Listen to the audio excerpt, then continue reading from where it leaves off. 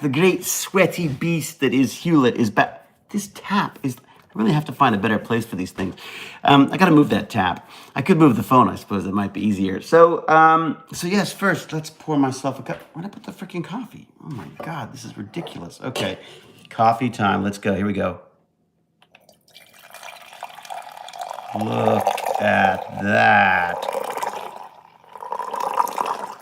It's frothy coffee now. Here we go. A little coffee. Got a little, just a soupçon of milk. Hello, Dimitri. Hello, Liz. Maya. Lindsay. Hello. Hey, Mr. New David, Mr. Hewlett, Miss Liz. How are you, Miss Liz? I hope things are well. Miss Liz is everywhere these days. I see Miss Liz absolutely everywhere. It's amazing. You're like, you are the interwebs. Ivan's here. Charmiso Soup. Bass. Not Baz. Bass. Eric. And then Eva, I know it's true, Miss Liz, you are great.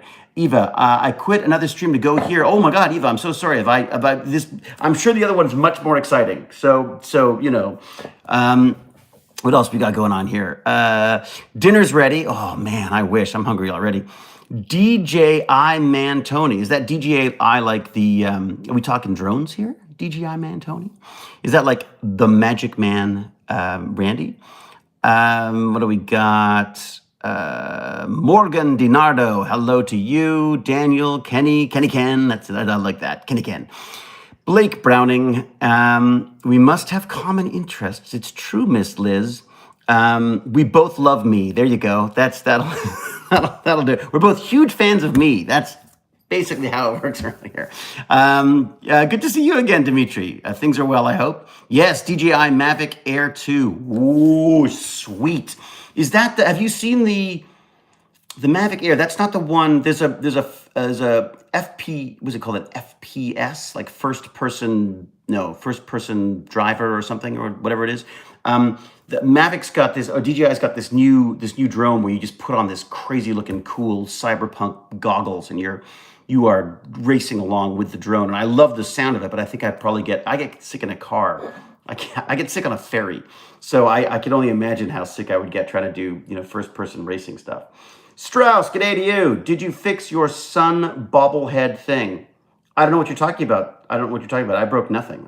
There's no video record of that. David, did you see what? Did you see Mount Etna erupting last? No, I did not, Bill. Holy crap. I did. I'm gonna write that on my list of things to do. I got my book. So I have this, I got my journal. So this is my bullet journal that I use, and I write stuff down. I'm not going to show you what's in there because there's some horribly bad pictures that I drew. So this is basically my bullet journal, and I write things down, otherwise I forget it. This is a tip that I got from How to ADHD. Bullet journal, you have, what was that? It's possible there may have been a delivery. You have like an index.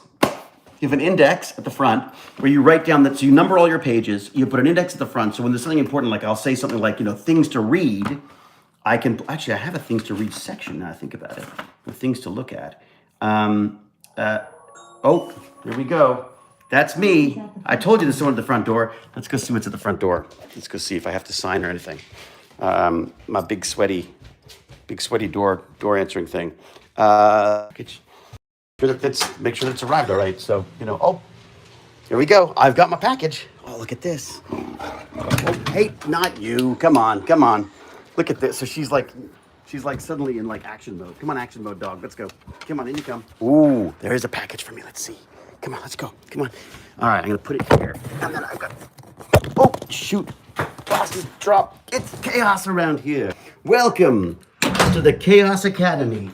Ooh, I like that. Chaos Academy could work. So I got my package. Jane will be thrilled. It's all right, Jane. It was cheap. So I think, is that me? Yes, it is. That's me. It's me.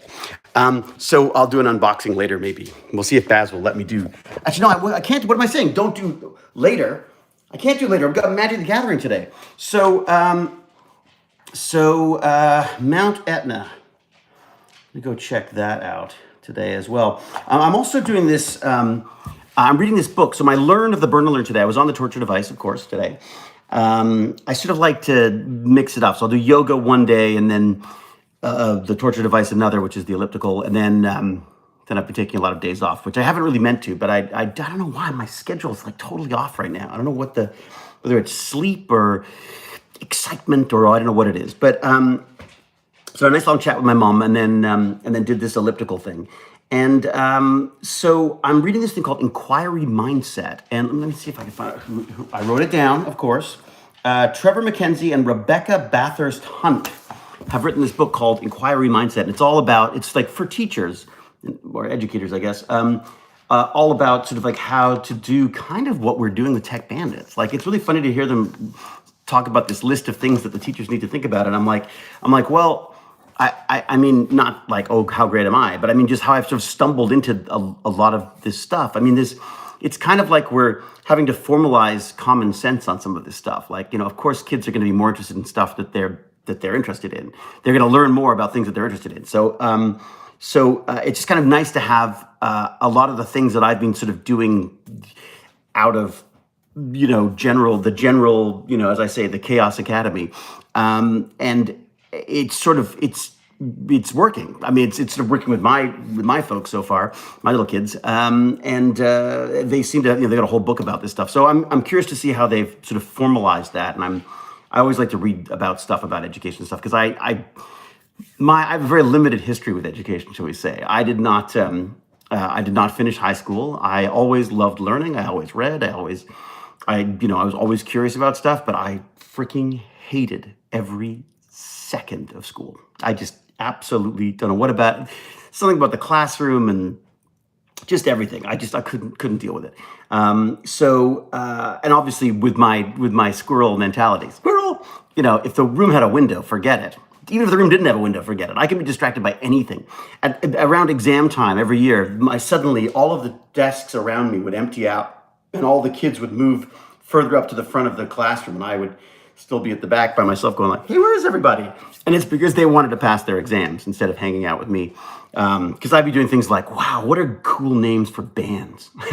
I remember like my entire geography notebook was just like noblesse oblige and like different logos and what would my drum set look like if I could afford one and all that kind of stuff. So not exactly the best person to be around if you're trying to study for exams. So I really, when people say like, oh my God, I didn't study at all, but I really thought they meant that. I would be like, yeah, me neither. And they'd be like, what did you get? I'd be like, I got 2%. And they'd be like, 2%? I got 80. And you'd be like, oh my God. So, hello, Shen Scott. How are you, sir? Same, 7th grade. Yeah, I was probably I really sort of fell apart grade 10, I guess. I would keep going ahead with grades and still had, subjects that I had to catch up on, which I never did. So I think technically I have grade 10, I guess, maybe grade 10. I'm not sure that I do have grade 10. Hello. Who was that who just said hello? Jersey Dolphins, hello to you. And Elsa, are you back? Elsa's back. Elsa from yesterday.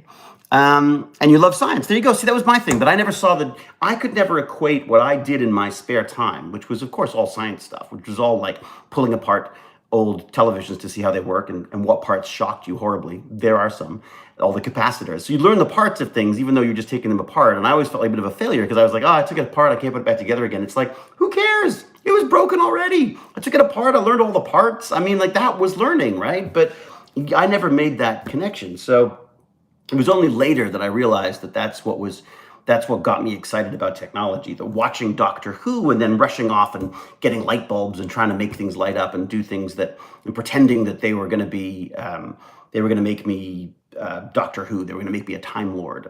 What's not science about that? You know what I mean? Sure, it's inspired by science fiction and some fantastic rubbery sets and things and monsters on Doctor Who, but what did this wonderful guy who runs OpenBCI said that science fiction is the first stage of engineering. It's dreaming. It's the dreaming stage. It's where you come up with things. So the idea of like I spent most of my junior high school. What is it? My primary, whatever the hell, up to grade like 6 or something, trying to figure out how to build a sonic screwdriver. I mean like build it. Like I had speakers and I remember buying a very expensive little speaker because I thought that would work better and of course the batteries the batteries were like these massive C batteries. So it was like this is my sonic screwdriver, and it would go like and the battery would die in like an hour. So yeah, Doctor Who makes us dream. I mean, science fiction makes us dream. That's the beauty of science fiction. It's why I love science fiction, is because it's it's dreaming about what is possible in the future, or taking what we know now and trying to extrapolate what's going to happen in the future. And the best science fiction, I think, actually sort of plays with that. I've always preferred science fiction to fantasy science fiction, if that makes sense. So, I always preferred the Star Treks to the Star Warses. Although I say that, I love them both. I mean, I prefer. I feel like I'm learning something when I watch Star Trek, if that makes sense. Whereas with Star Wars, I feel like I'm losing myself, and I love both of those. If there's a way to do both, which I felt Stargate did a really good job of, that's even better. So. So the education thing's been kind of interesting to me. I never profess to teach anybody. In fact, I go out of my way not to teach anybody with Tech Bandits. I really want them to figure out what they want to. I want to know what they're interested in, because it's a focus for me, if that makes sense. I'm all over the place. I can go down every rabbit hole there is. I do. You should see my basement. You've seen my basement. It's like right now I'm trying to organize these ridiculous numbers of trading cards that I've got. So I went and built a bunch of boxes, discovered that most of them are the wrong size because I completely measured it wrong. But I had a lot of fun learning how to use the saw. And I have cut some boards so I can put together the fabulous Jonathan MLH's CNC router, which is this massive computer-controlled basically drill. It's kind of like a drill it's a router, but it's for those of you who aren't big on the power tools, it's basically just a spinning little wheel of death that will go through it and chew out whatever you need in a board run by a computer. So it can be quite complex if you want. I want to make some nice little box that they'll all match for my Magic the Gathering, and I'd love to have little emblems on them for the various different what are they called, releases of the cards, so to speak. So Kenny Ken says, I love Tech Bandits, great idea, and you do a good job of inspiring them. Oh, thank you. I mean, they honestly, this is the funny thing is Elsa gone already? Elsa, you bailing? What happened? Elsa, bye from me. Okay, well, Elsa, thank you very much. Lovely to see you again. Gotta go, sadly. No, always nice to see you. Thank you very much, Elsa. Elsa's new, so it's just nice to know that it's nice to make sure she's welcome. We're talking computers. I'm intrigued. So this is a CNC machine that basically will cut based on same sort of thing like a 3D printed files. They're like, I'm not sure if they're actually STL files, maybe something else, but you can have them do really intricate little sort of cuts, and it's great for things like this one will be. Well, the reason why I had hoped to get this one, and I'm so grateful to Jonathan MLH for providing it to us. Literally donated the entire thing, like just said, what do you need, and paid the bill for us, and I feel bad that it's been sitting in the basement for so long, but I don't have room in the basement for it. It has to be done in the garage, and the garage is kind of leaking right now. There's a lot of holes in it. It's not really meant to be. It's not meant to be, the Chaos Academy headquarters, for Tech Bandits. I don't know why I'm like totally stuck on Chaos Academy right now. I'm trying it out. I just think that there was a great, sort of editorial article that was written at the back of, I think it was PC Magazine by a science fiction writer, and someone will remember his name faster than I will, I'm sure. But he used to write about technology in sort of a whimsical way, and he used to, he'd sort of say, "Hello from Chaos Mansion," and I always loved that. And I suddenly went, wait a second, we're, in this book, Inquiry Mindset. Hello, Dramatic Impulse. This Inquiry Mindset book that I just started listening to while I was doing my Burn Learn. They're saying that educators have a hard time with this approach because it's messy. And I was sort of laughing because I was like, I have a hard time with it if it's not messy. Like, it has to be messy. I almost want to say to parents and to kids, if your kids are controlled, smart, focused kids, then they are not welcome here. because they won't enjoy it. They're not going to enjoy the randomness of what we're doing. Like if people prefer like a very clear vision of where they're going, and I totally understand. There are people who the educational system works really well for, and I don't want to bump them off course, but. But for me and for the kids who seem to get the most out of Tech Bandits, they have the same kind of randomness to their inspirations and stuff. So that's sort of been the approach for that. I just keep thinking like 13, 14 years old is about when I really started acting. And I say that because I started working with my friends Vincenzo and Andre, and who were making little movies in the summer, and I started working with them, and I loved it. I loved it. It was like I found my people. Like we watched movies, we talked movies, we planned movies, we wrote movies, we dreamed about making movies. We spent our entire summers making little short films back in the day when all of this had to be done on film and it was expensive, and we were lucky enough to have parents parents who helped out a bit with it. But I mean, honestly, it was all about us. Like that was what we wanted to spend our money on. We didn't want to go to camp. We didn't want to go to, if we had money, we'd spend it, going to and from literally going back to school during the summer to film at our school because we were allowed to film there. So we just loved it. And of course, Vincenzo's gone on and done incredibly well with his writing and directing stuff. He's got a new TV series now he's working on. And I'm acting. I mean, it's what got. I think it saved me, honestly. Like I think I'm not particularly motivated. I wasn't particularly motivated. I think I was lazy in that or maybe it wasn't so much lazy as it was inertia. I found it. I was so anxious about taking that step, and again, without even realizing it, I'd already done it. I'd started working with my friends on films, but that wasn't real filmmaking because real filmmaking was over there. And of course, looking back, it was just as real. It was more real, in fact, because I learned all of the techniques that I needed to learn. So that my first audition, I knew about hitting marks, I knew about lighting, I knew about playing for the camera, I knew about reverses and over the shoulders, and I understood the process of filmmaking better than some of the people who were making the stuff because I'd been on set working on films already, and no one expects that from a 13, 14-year-old, right? Because we spent all of our time playing with cameras and filming and stuff like that. Whenever we got a project in school, we'd go like, instead of writing something, can we do like a video project? Like we had a social studies project, and we had to talk about apartheid in South Africa. And so we're like, cool, great. Okay, so we're gonna do like a video. We're gonna go down to the Eaton Center. We're gonna interview people and ask them about the apartheid. And luckily we had teachers who were like, all right, fine, okay. So we had and my friend cut together like a Love and Rockets themed kind of montage of us getting down there, and of some of the news footage of what had been happening down there with riots and this upheaval that was happening as apartheid was falling apart, and then we would interview people in the Eaton Center, and they wouldn't know we're talking about apartheid. What's an apartheid? I don't know what apartheid is. So we were explaining to grown-ups what this stuff was and getting it on video, and it was so cool. It was just great. I mean, looking back, I realized how freaking lucky we were on that. Again, I didn't think of that as a geography project. I thought about that. I thought that was getting out of a geography project. I mean, that's smart teaching.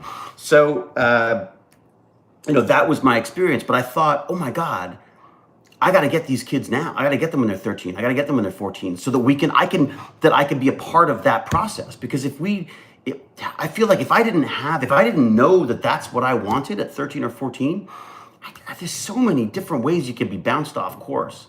But if you've got something you love, you've got something you're like passionate about, that you're like, I want to be that when I grow up. I think that's a gift you can't. I think there's nothing more valuable than that in a way. So I was sort of hoping in a way. I always said that I was going to do this with acting, and I was going to start acting classes for kids when they were 13 or 14 and get them into film and TV. But honestly, I think the science is almost more important, because I think that if the kids can learn that the science, technology, engineering, arts, and math stuff are linked, that there is a science to film and TV, there's a science and there's an art to science and to chemistry and everything else, that there is, breaking down these pillars of education and having them sort of like meld together is just an extraordinary way to change the world. And I hope, I mean, look, it'd be great if someone go into filmmaking or that side of things, but I don't want to push that. So I just want to just give them a lot of different things to think about and that might, and just follow them where they go. If there's stuff that's interesting, great, let's follow down that rabbit hole. Or if they come up with something, they go like, oh, look at this. Like, Wolf Pup the other day brought up these horrible horsehair worms. And they're just like, I have nightmares about them, but wow, did I learn about them? I mean, and that's all of a sudden people are like, oh, that biology stuff's kind of cool. Man, you want to talk about monsters? Let's go look at the insect world, So anyways, just fascinating. And then I've been talking to Gimpy God because Gimpy God was a teacher. Well, he is a teacher, but he was working as a teacher. So he's got some great insights on this stuff as well. He had a really great idea yesterday. He said, let's watch flat earth videos. I'm like, okay. So we're watching. So his idea was to watch flat earth videos and then have the kids debunk them for us. Like, how do you debunk a flat earth video? And I just thought that was a freaking great idea. Oh, John Brewer, Zenos has got a food tease, and it's going to be fry-baked chicken with mashed potatoes, gravy, and green beans. Oh, I love it. I love it, love it, love it. Tomatoes are well worth growing for yourself. They taste much better. It's very, very true, I'd have to say. I have a little bit of, I'm not showing anything yet until I'm sure that I've got something, but I think our mycelium may have fruited again. We may have new mushrooms to laud over you when I next see you. We'll see. I don't know about tomorrow, but there may be some. Foul Rabbit says, David, you look so fresh. What are you doing? It's not fresh. It's called sweaty, Foul Rabbit. It's actually, Foul Rabbit is I feel more Foul Rabbit than you do at this point. I am horribly soggy with sweat, having done 33 minutes on the torture device. And this is the whole point of these wine times, as I call them. What did I used to say? These are my burn and learns. This is my attempt to remain fit and alive long enough to raise my amazing son and to enjoy the coming twilight years with my brilliant, beautiful wife, Jane. I hate exercise. I hate everything about it. So I thought I would share it. And the idea here is basically to guilt myself into doing exercise. But I also have discovered this kind of wonderful little sort of coffee chats that we have, and it's just been, frankly, I miss it. It's good. It's part of the addiction for me, right? Like, I'm trying to get addicted to the exercise, and I can't come and do a burn and learn without having done the burn and learn part of the burn and learn, right? Can't whine about something I haven't done. When are you converting the garage? I don't know. It needs a lot of work. Like, it's literally missing a wall. Like, so the wall has sort of rotted away, and this God knows what kind of wee beasties are living in there at this point. And the ceiling leaks. And so I'm going to have to redo the roof. I need to do something with the door. You need some light in there. So I thought maybe I'd replace the garage door and have some, maybe just have some paneled windows in there. But I think we're going to need to do the roof of this house as well. Like, we bought a fixer-upper, shall we say. A nice-looking fixer-upper that had been lipsticked well, shall we say. So I look like I'm going to have to do the roof. And if I do the roof, I'm thinking maybe they'll give me a deal on the garage as well. Like, if I get the roof done, maybe they'll do the garage as well for not so much more because they're already there type thing. But there's not much point in repairing the roof if there's a giant gaping hole in the side of my wall. So I got to sort that out too. I just don't think, I've got a bathroom upstairs that I still haven't worked on. So I feel like I can't take on the garage as well, but I think I may just have to sort of hire someone to figure it out. But I don't know. I'm sort of scared to ask what it's going to cost because I also need, the reality is if we do the garage, I need to get it properly insulated, because if we're going to have tech bandits in there, it's not always nice here. The winters, they're freaking cold. So I would want to have it insulated. I would want to have it wired properly, so there's enough electrical sockets in there. And also, I think I should have it wired for internet as well. So there's a bit of money involved. But then once it's all set up, I can move some of the sort of the louder, stinkier machines into the garage. So I can have the CNCs there. What I want to do is have the CNCs there.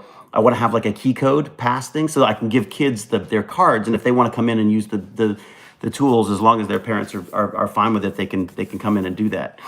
God, it sounds like a lawsuit waiting to happen, doesn't it? But I think I'd have to get the parents to sign off and just say, look, just so you know, kids have got to be responsible about this stuff. And I like that because it means that they can stagger their times whenever they want to be in there. So that's sort of the idea. I love the idea of having basically a makerspace that is purely for the kids. So there's none of this. I love makerspaces. I love the idea of them. I love the community of them. The problem I have with them is that they're often like sort of inviting the kids in, whereas I want one that is that's basically like, hey, you want to use my stuff? Go ahead, great, do it. I tried to actually donate my 3D printer to the local school, but they wouldn't take it because they were like, who's gonna maintain it? And I'm like, the kids will maintain it. What are you talking about? Well, we got to get trained. I was like, we're training. There's a freaking YouTube video. So anyways, so that's the plan. Maybe, you know what, maybe one day I'll do like a GoFundMe or something just for the garage. And I also have to decide what to do with Patreon because I'm feeling weird about that too. I feel like, people have been so freaking generous with the Patreon stuff, like every month. And I still haven't done some of the recordings and stuff I'm supposed to do. So I'm just wondering if maybe I should sort of consolidate the whole donation thing and just say like, great, maybe we should just use PayPal or because I worry that I don't check in on Patreon enough. Like I feel like Patreon is for people who want to use that platform as their content as well as their fundraising. And I feel weird that I'm not able to provide specific things for Patreon. Obviously, I mean, the fact that there's money coming in on a monthly basis is fantastic because it covers things like, electricity and internet, all the kind of things that I'm using so much of for the Bandit stuff, and Magic the Gathering cards and some Lego figures, all of which, of course, I talk about with the Tech Bandits as well. Very important to be transparent in those things. Teach kids about home reno, thus free labor. I know, dramatic impulse. I wondered about that. I was actually talking to my friend Fred at thequadstick.com or quadstick.com, I think it is. He builds these DNW. Thank you very much. I'm doing your own garage at the moment. The main thing is the insulation and the electrical expensive, but got to do it right for inspection. Industrial cooking. Patreon is decent, but there are others. Oh, DNW, thank you. So what? Where are you based? You don't happen to be in Toronto, do you? You don't feel like doing your own garage, doing my garage, do you? I think a lot of it would be just finding someone who can work with me on this stuff because I don't really want to hand over everything to everybody because I feel like part of the whole process of a makerspace is you're supposed to make things, so you can't bring someone in to do stuff without being there to do it yourself. You know what I mean? It feels wrong somehow. Like I want to find out about spray foam insulation and how to build walls. I'm thinking actually because the wall has sort of rotted. I'm thinking about having moving the wall in a little bit by just building a nice sort of cement block wall, because I also thought that might help with retaining heat and cool during the seasons here. So I wondered about maybe rebuilding like the garage within the garage, if that makes sense, because the wood is, I don't think there's much you can do to a wood structure here that's going to last for a terribly long time anyways. So I thought maybe do a cement wall. So I basically build the wall in a bit, connect it to the roof, and then take out the exterior wall. Also provides a little bit more space between me and the neighbor, so the neighbor has a little bit more room for her flowers and stuff. Right now, the last woman who lived here was just, they hated each other, and so there's a whole fight over where the wall goes. And I thought, like, I don't need it right up against their flower arrangements. We can move it back a little bit and have a little space so that there's, But I wondered about using bricks. Yeah, okay. That was it. Like I thought about that. Shreveport. Okay. Well, sorry, DNW. That's great. I wish we were down there. Frankly, I miss LA. But all right. One day we may end up in LA again, DNW. We might. Who knows? And DNA. Did I say this? DNW. Thank you so much for the $10. By the way, I'm so sorry. Did I not? I don't think I even mentioned that. I was too busy going on about garages. Thank you so much. Yeah, that's fantastic. Again, money that goes towards Tech Bandit stuff. DIY garage burn and learn in the future. Well, I wondered about so for the bathroom, I think what I'm going to do, I'm going to set up this iPhone. I'm going to plug in an external battery or just plug it into the wall maybe and set it up in the corner. And that will be so I will renovate and then just pop in every so often and talk to chat. But the rest of the time, I'll just be working on things. You can watch me sawing my hands off and things like that when by accident with my feeble attempts at renovation. So I thought that could be kind of fun. And then I'll brush up on some of my skills so that hopefully I can be of some use. I really do feel like if we don't do the garage this summer, though, I worry if we don't do the garage this summer that it's going to be another, good chunk of time before we're able to do that. So maybe I should talk to someone about getting someone in about that. As you say, it doesn't have to be terribly expensive. I love the idea of a stone wall, though, just because I really think that would help with the insulation as well as it would also stop there being issues with permits and stuff because you're building within the structure as opposed to changing the structure.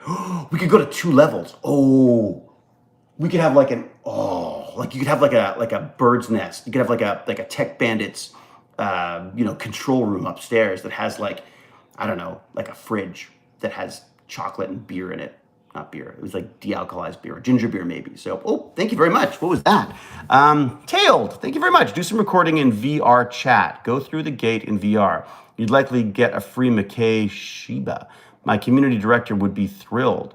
VR chat. I think Baz has been using VR chat. Thank you very much for the $5 first off, Tailed. That's very kind of you. VR chat. Okay, I have to check that out. Lofted tech area. Yeah, wouldn't that be cool? Or even just a giant sofa so I could just crash out and play video games or something. It could be just only for the head bandit. That would just be my fort at the top. Baz would be allowed in, I guess. But all right, Alicia, thank you very much for coming by. You have a nice day too. Thank you, much appreciated. All right, I've been babbling on for half an hour. I should move. Use the concrete blocks, then foam. Yeah, that's what I like. That's what I like the look of, honestly. They have these really cool things where you can do poured concrete where there's these foam inserts. You place these foam inserts and then you pour concrete in, which I would love to do, except concrete is terrible for the planet, apparently. And also then I really do have to remove I have to remove the roof anyways now, think about it. What, DNW, you said you were working on a garage. What does it cost to redo a garage now? What is can you give me a ballpark figure? Can someone give me a ballpark figure on what they think? Let's say we gutted the garage and we pulled out probably one wall and the roof and then rebuilt. What am I saying? Let's say we pulled the whole thing down and then rebuilt it. What would a garage cost, would you say? How's that? $4.50. Thank you, Jim the Evo. You are so helpful. Jim the Evo, everybody. This is James R. Gurney, our Dungeon and Science Master, who will be dungeon mastering for us today at 4 o'clock. That's the, did I tell you that, James? I think you talked about that, right? What? Why does it keep doing that? Alexa keeps creeping me out with that. James R. Gurney will be doing our Tech Bandits D&D today at 4 p.m. We have to start on time. I know, James, it's always you who we're waiting for.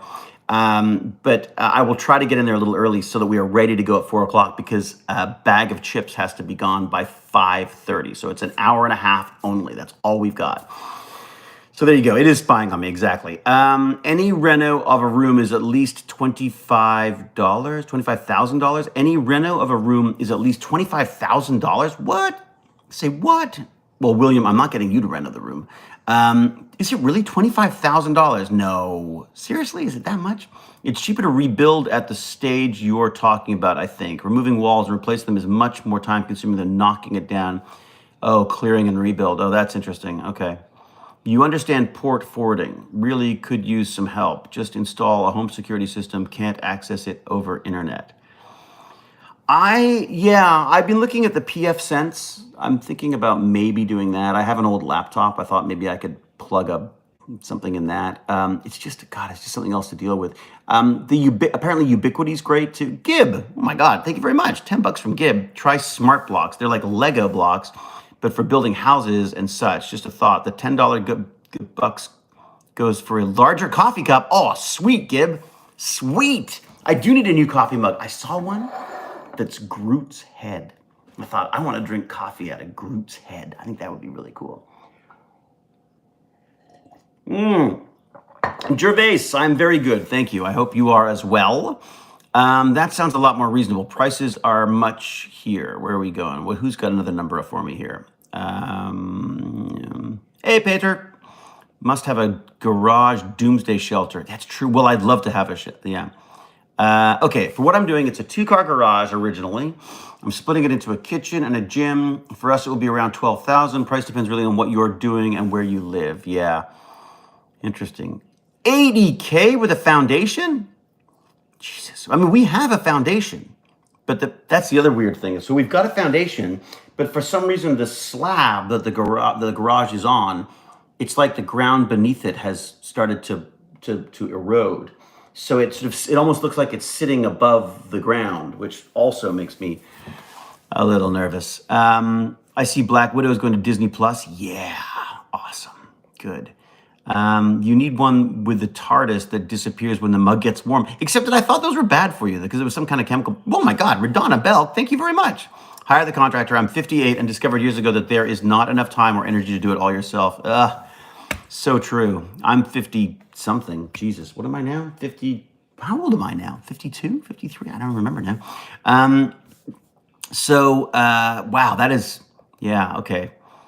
Well, thank you very much. I suppose. Well, now I think about it, I suppose that would be. I'll save up. I'll start saving up Tech Bandits money. There you go. And eventually we can maybe do it in stages. What would be the first thing to do? Probably the wall. I think the wall is the first thing. I get the wall and the roof done at the same time. I just don't know if I want to go back to wood again. Just because I feel like if I want this bunker to be, like winterproof, I feel like the cement would work better for that.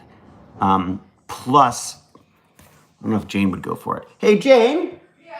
What do you think about like a concrete block garage? Hold on, let me turn off my podcast so I can hear it.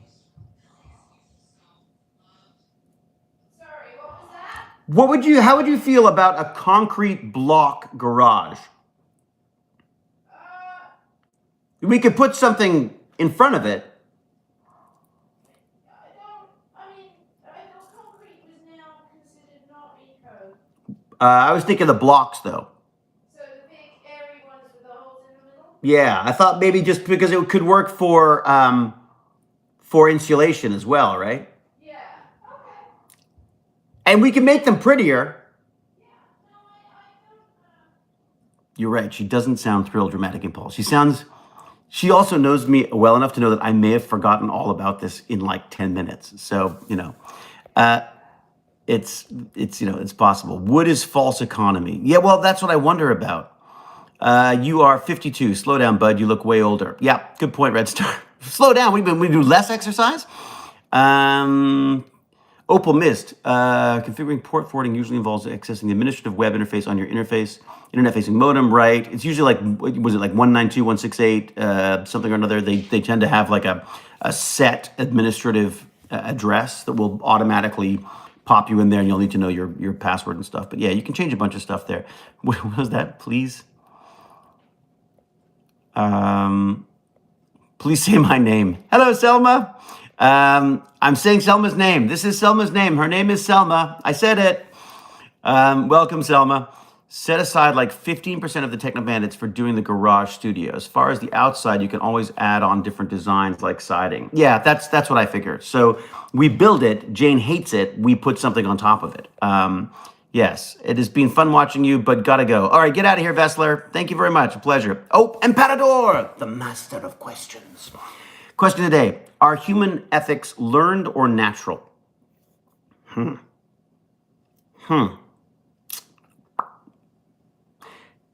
I think that's a good question. That is a good question. What do I think? Human ethics are learned or... Well, I think it's a bit of both. That was what I would say. I think we are taught to perhaps to temper our less socially acceptable ones, if that makes sense. Like, anger and frustration and jealousy and stuff like that. I think we learn to temper those, but I also feel like I think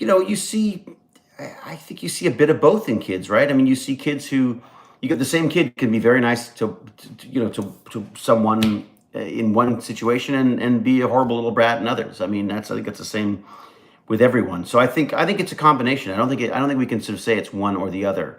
I don't feel like the same child. I don't feel like that.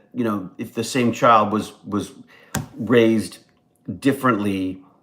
Well, I say that. No, I mean, interesting. But ethics definitely taught. But I think you're born with a certain. I feel like we're born with a certain spectrum of things that we have to contend with as babies, and then the sort of societal stuff is what that kicks in later, and it can either provoke the negative, or it can I think sort of restrict its ability to sort of control you. So yeah, definitely a combination. I would definitely say a combination. You have aged more great. Oh, don't do that. Look. Here's the reality: is you see us all. We're all going to look different from Stargate, right? I mean, Stargate was 1,000 years ago. In my case, 10,000. So of course I look the way I look, but I think I get very nervous when people sort of talk about, who's aging badly and who's not. I mean, like, we have a choice on this. You know what I mean? Like, people don't choose to be well or unwell or in many cases thin or fat or whatever. Oh, Paul, thank you very much. I'm planning 1,000 square foot basement renter right now. $80,000 ish completed. Wow. Hello, Mr. Banker. Can I please borrow some money? Yeah. Well, my basement needs an entire reno as well, but right now I'm having much more fun demoing. I mean, basically just moving stuff around in it right now. So yeah, look, I'm not to, I don't want to sort of call anyone out on this stuff, but I get very nervous when people sort of say things like, "Oh, you look young, and other people look old," or "I look old and other people look young," or, the whole point of these burn alerts is I am stepping off an elliptical machine, the torture device, or I'm staggering out of yoga, or whatever my exercise, whatever my torture of choice is for that day.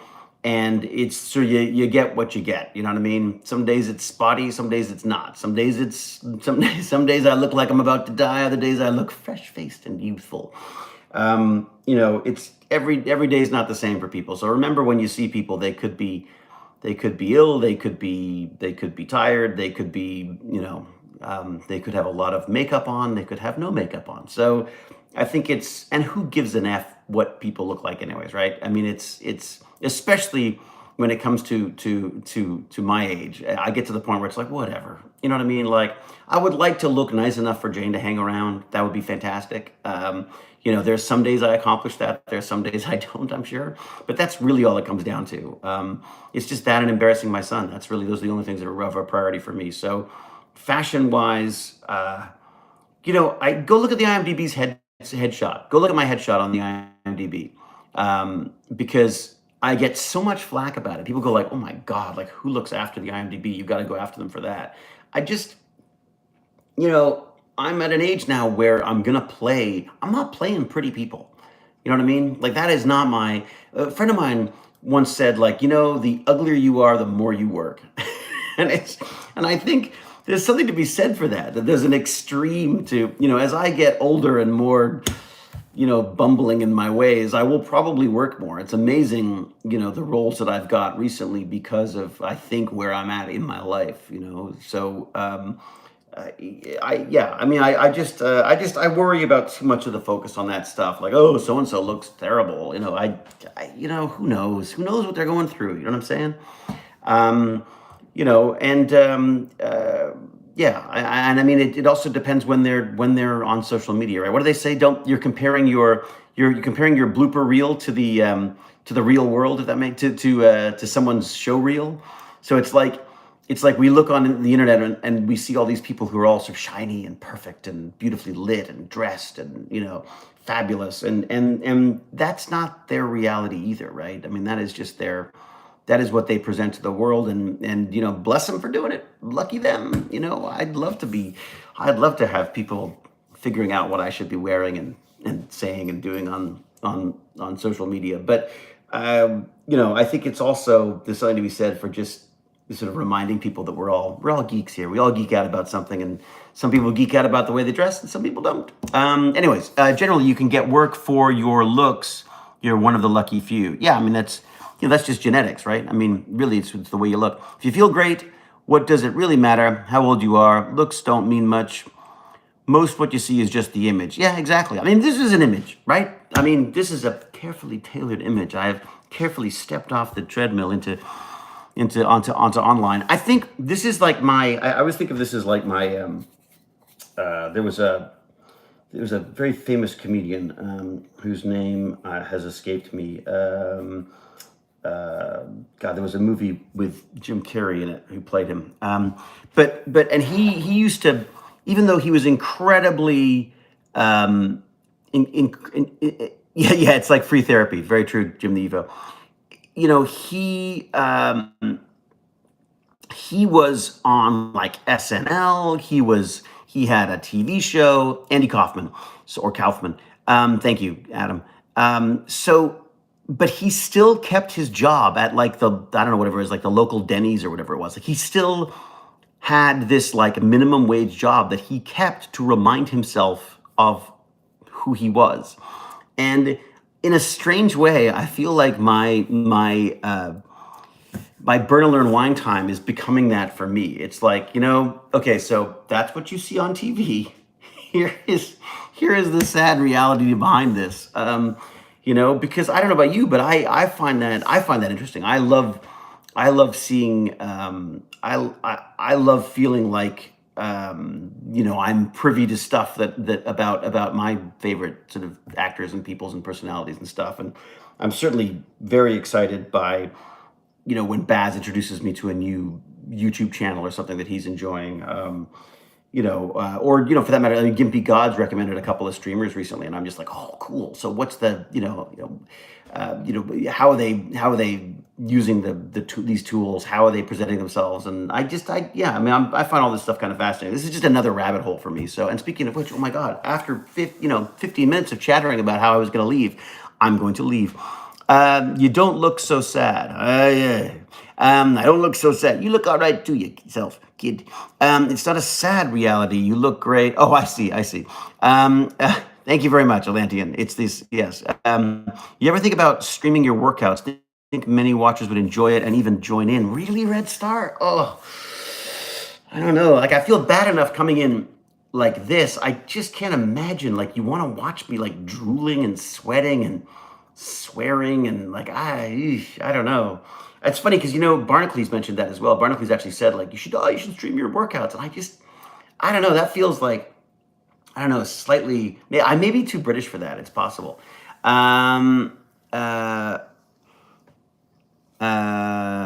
Really, Imperator? That's really interesting.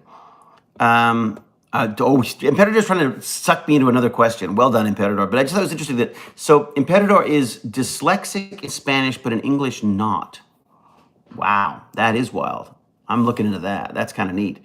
I would enjoy not suffering while someone else is, so I doubt the joining in part. Thank you, Data. I would love to do yoga with you guys. Oh my God, Dinah K. Smith, you do not want to do yoga with me. That is just not pretty. I mean, like, legs, they're knocking things over. I'm falling over. I'm swearing. You should hear the things I say about some of these young instructors. You don't know. Stop telling me how to get out of my brain. It's just not pretty. So if you want to watch sports, then do so, I think. It's not really a sport watching me on it. Well, we'll see. Maybe I'll try it. Say hi to your brother for me, BrickTech. Oh, BrickTech. I got to check out BrickTech's channel. Everyone go check out BrickTech's channel because I think BrickTech's doing some Lego stuff, which I should. I did another Lego unboxing yesterday, and I got the what was it? The Aztec Warrior, which is kind of cool. It's worth like $12. I'm trying to teach the kids about speculation, and my feeble attempt at doing that was to buy some Ethereum, a little bit of Ethereum, and about the same amount in Lego figures, and I wanted to see which one increased in value, just to show them basically that anything can increase in value if we give it value, if that makes sense. So, I'll open another one tonight, maybe during the Dungeons and Dragons. So go check out BrickTech as well, and also go check out Jim the Evo. James R. Gurney on Twitch because he will be doing our dungeon mastering tonight. So I will see you all at 4 p.m. Eastern Standard Time for some fine Dungeons and Dragons. I will attempt to sneak onto the chat every so often and chat with you in the text parts, but no promises. So yeah. Oh yeah, it's true. That's interesting. So the Emperador Bass is mentioning that people who stutter sometimes have no problems with singing, which is neat. All right, everybody, be safe, be kind, be brilliant. Till we geek again, I shall say. Well, till we geek again, which will be 4 p.m. tonight, Eastern Standard Time. Oh, and please feel free to check out thetechbandits.com. That's my marketing part. So till we geek again, cheerio and huzzah! See y'all. Have fun.